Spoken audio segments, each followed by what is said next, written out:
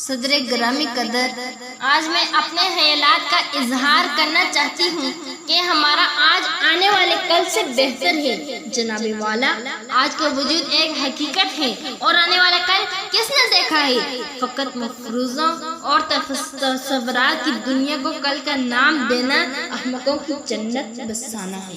ہمارا آج کامیابی سے عبارت ہے، ہمارا آج ہماری سربلندی کی ضمانت ہے، اور یہ کہنا غلط نہ ہوگا کہ کامیابی کامرانی کی حسین معراج ہے، کامیابی کامرانی کی حسین معراج ہے، آنے والے کل سے بہتر یہ ہمارا آج ہے۔ جناب صدر، آج کا دور تہذیبی اور سائنسی ارتقاء کا دور ہے۔ اس دور نے ہم سے ہمارا ایمان نہیں چھینا، بلکہ سائنسی ترقی کے ساتھ ساتھ ہمیں ایمان و یقین کا نور بخشا ہے۔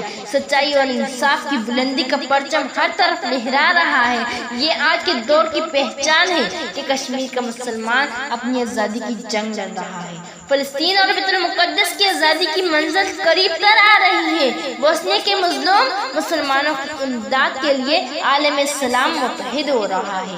چاروں طرف اسلام کی حیات نو کا سورج یہ پیغام دیتا ہوا محسوس ہوتا ہے کہ بازو تیرا توحید کی قوت سے قوی ہے، بازو تیرا توحید کی قوت سے قوی ہے، اسلام تیرا دیس ہے تو مستفوی ہے۔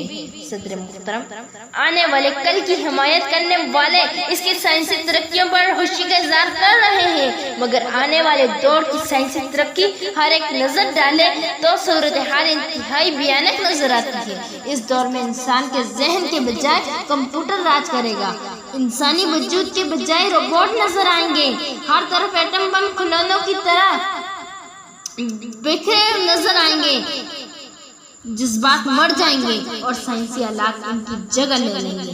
اسی آنے والے دور کا نوحہ پڑا ہے دل کے لیے موت مشینوں کی حکومت، ہے دل کے لیے موت مشینوں کی حکومت، احساس مربت کو